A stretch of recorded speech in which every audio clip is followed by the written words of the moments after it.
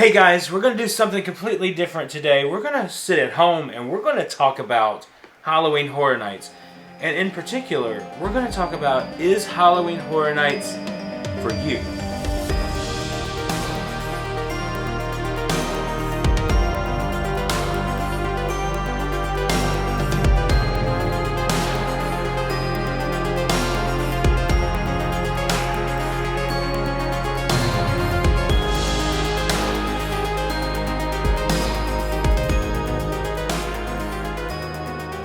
So you've been asking the question, what is Halloween Horror Nights and is it for me?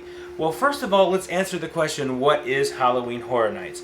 Halloween Horror Nights is Universal Studios Hollywood and Orlando's yearly event where basically, to put it really simple, they have 10 haunted houses, 5 scare zones where people come out and try to scare you, and 2 Halloween related shows every year. And then the next question you have is Halloween Horror Nights for me?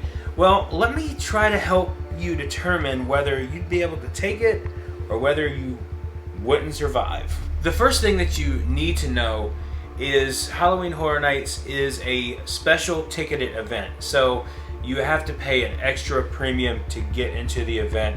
If you have a regular day ticket at Universal or Islands of Adventure, you will not be permitted in. You actually need a different ticket, a special event ticket for Halloween Horror Nights.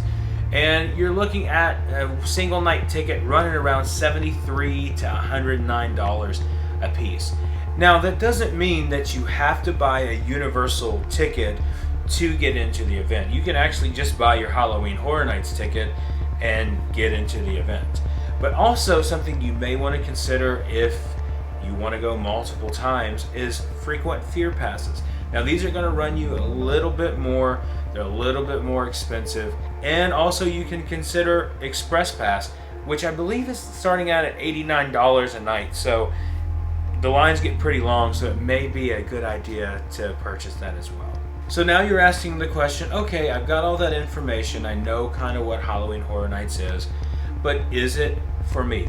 So let's dive in a little bit more to what happens at Halloween Horror Nights, what it entails, and what exactly is going to happen. When you first walk into the park, you're going to notice that there is a scare zone right in front of you. Now, you might think to yourself, oh, that's okay, I can just go another path. Nope. If you turn to your right to go down Hollywood Boulevard, there's also going to be a scare zone there as well. So you're not exactly going to get away from being scared. I've heard some other people mention this too, that there's no way around it. Now, another thing that I can mention about the scare zones is that my wife actually, she doesn't like that kind of stuff. She doesn't like to get scared. So I would walk down the middle of the street and she would walk on the side of the curb. Now that doesn't mean that she was safe, but luckily she was safe last year. So it worked for her. So if that's something that you think you want to avoid, try to walk as far to the left or right as you can.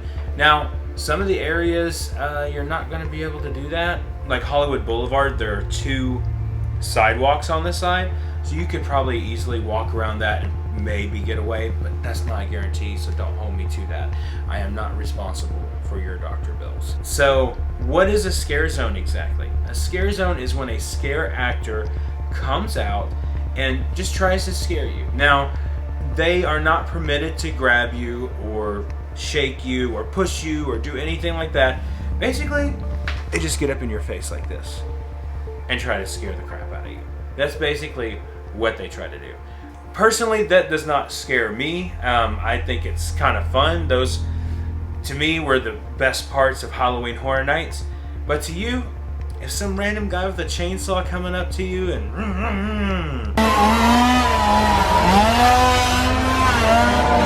scares the bejeebles out of you, it may not be the event for you.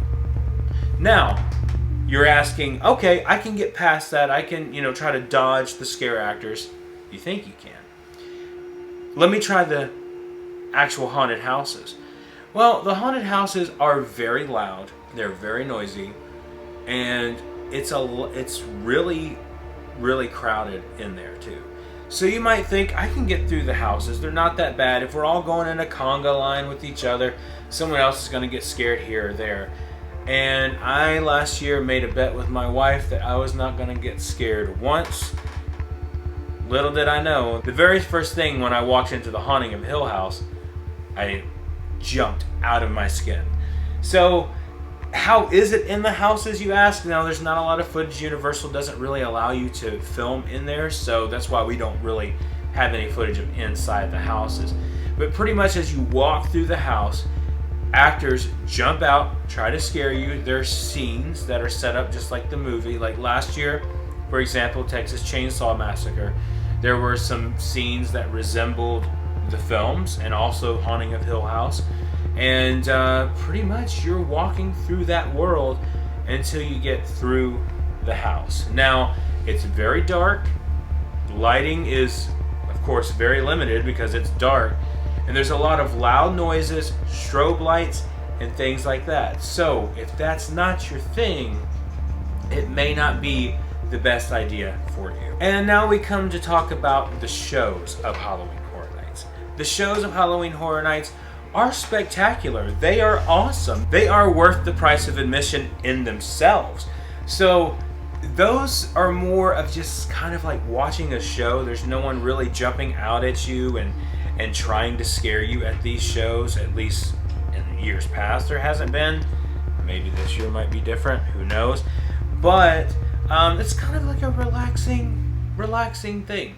So if you enjoy those kind of shows, that would be good for you too. Now, another question you may be asking is, how is the food at Halloween Horror Nights? I think the food is pretty good. They have classics like the Twisted Tater that you can try. Everyone always loves to try that. They have pizza fries, which pizza fries are pretty dang good. And then they have some other offerings, like last year they had like a pumpkin guts kind of thing that was like jackfruit basically. I didn't want to try that, but they have all these different offerings. They also had like almost like a candied apple piece of bacon that was like reminiscent of the candy Tooth Fairy house that they had last year. So there's a bunch of different offerings that they have. They do have a bunch of merchandise too that they sell, which you can watch all of our update videos, and I'll link those up above and down below, where they sell all kinds of stuff. It's just awesome how they do. So, with that being said, is Halloween Horror Nights for you? If you can get past the scariness, if you can get past the fog, the darkness, the lights shining, you'll be good. Now, there are a couple of different groups of people here that go. There are people that refuse to ever step foot into Halloween Horror Nights, and I get that. That's fine. And then there are those like me that's like, come on, try to scare me. And then there's the other group that is a little hesitant, like my wife was, and didn't know how she was going to enjoy it, and ended up really liking the event. So, it's up to you, whatever you think. Make sure though that you follow along with our channel, because we are walking you guys step by step in preparation for Halloween Horror Nights. So make sure you hit that subscribe button so you know when those videos are coming out. We're going to show you the behind the scenes, every bit of construction that's going on during the day. So maybe that will put your mind at ease to, if you see it during the day, you know what the behind the scenes thing is. You know what, not necessarily what is coming, but you may know how to prepare and how to hide. I don't know. It's up to you. But either way, we hope you make the decision to go to Halloween Horror Nights. We love the event, and if so, we'll see you guys in the fog. We'll see you next time.